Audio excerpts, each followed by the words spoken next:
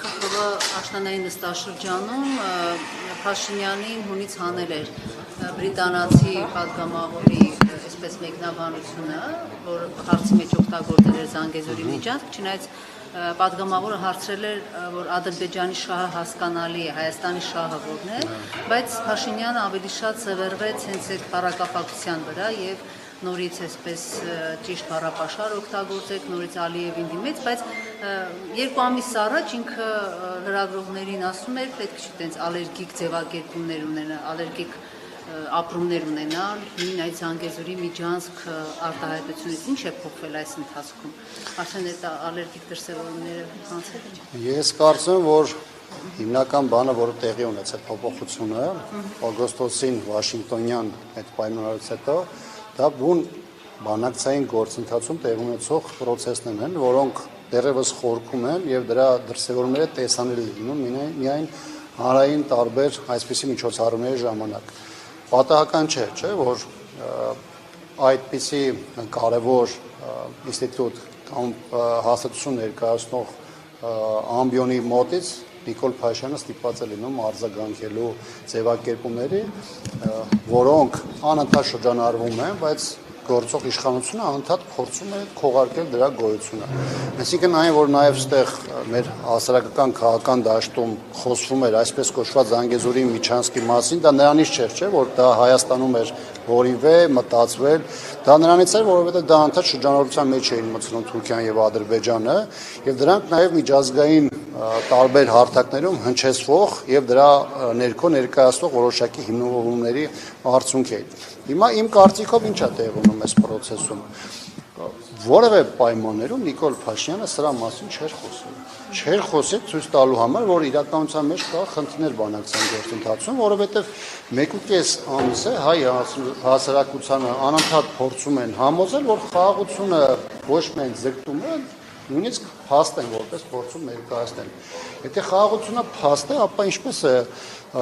Ադրբեջանի նախագահ օգտագործում բառապաշար, որ օգտագործում էր 1 տարի առաջ, 2 տարի առաջ, 3 տարի առաջ։ Ինչու է այս պարագայում տարբեր օրենսդիր մարմին ներկայացնող տարբեր ներկայացուցիչներ իրենց հարցադրման մեջ օգտագործում այդ ձևակերպումը ոչ միայն Հայաստանում, այլ նաև Հայաստանից դուրս։ Շատ մեծ հավանականությամբ սա պայմանավորված է նրանով, որ բանակցային գործընթացի այն ճակերտավոր արդյունքները, որը ներկայացվել է հանրությանը օգոստոսի 8-ի այդ Վաշինգտոնյան հանդիպումներից հետո, դրանք ամբողջական չեն, կամ ինչպես մենք ավելի վաղ սրա հետ կապված նշում ենք, տարբեր նաև փորձագետներ, կան պայմանավորվածություններ եւ կան Հայաստանին վերաբերող մոտեցումներ, որոնք զուտ անորոշության մեջ են եւ որոշակիություն չեն ներկայացնում։ Օրինակ, մեկ օրինակ էլ այս մասով բերում։ Հիմա տեսեք, այն ինչ որ պետք էր Ադրբեջանին կոմունիկացիայի առումով Հայաստանի տարածքով Նախիջևան ինքնավար հանրապետությանը կապ ապահովելու մասով իրենք ապահովեցին։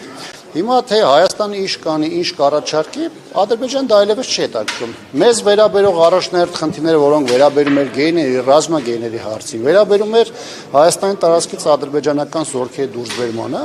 ոչ մի որոշակիություն չմտցվեց։ Թողեցին դելիմիտացիայի, դեմարկացիայի, անորոշ եւ ժամանակը դեռևս չգիտեն գործընթացի վրա եւ այլն։ Հիմա այս պայմաններում բնական է, չէ՞, Ադրբեջանը օգտագործում է իր հնարավորությունները հաշվի առնելով նաև այն, որ Հայաստանի իշխանությունը վաղուց այլևս բաց քարտերով է խաղում, անընդհատ փորձում են ճնշումները մեծացնել Հայաստանի Հանրապետության վրա, որպեսզի կարողանան առավելագույն իրենց խնդիրը լուծել։ Իհարկե, այստեղ կա նաև Ալիևի որոշակի փառասիրությունը, որովհետև մի կողմից Ադրբեջանում գիտակցում եւ արտահայտում են, որ իրենց համար իրենց պատմական եղձեր իրացնելու համար Փաշինյանական իշխանությունը բարենպաստ, առավելագույնս բարենպաստ իրավիճակ է ստեղծել, բայց հաշվի առնելով նաև Իլհամ Ալիևի փառասիրությունը եւ նաև տարածաշրջանային ամբիցիաները, որոշակի դրսևորումներ անընդհատ սրա հետ կապված լինելու է։ Ընդ որում ես մեկ հանգամանք էլ ավելացնեմ, այն, որ Ադրբեջանը հայտարարում է ռազմական բյուջեի մեծացման մասին, այն, որ Ադրբեջանը շարունակում է խոսել ուժի դիրքերից, հայտարարելով, որ միջազգային իրավունքում գերիշխող են մնում ուժի դիրքերից հանդես գալը, սա եւս մեկ հանգամանք է, որը ցույց է տալիս, որ Ադրբեջանը ճնշումները Հայաստանի վրա մեծացնելու է եւ այն, որը արդեն իսկ այն շահերը, որոնք արդեն իսկ զոհաբերել է Ադրբեջանի, այս պարագայում դրանով կանգ չեն առնելու։ Ադրբեջանը իշ կարողանալու է, քամելու է, պոկելու է միջև այն պահը, երբ որ Հայաստանի Հանրապետությունը իր ինքնիշխանության առումով ամբողջությամբ այլևս կգտնվի թուրք-ադրբեջանական վերահսկելիության դաշտում։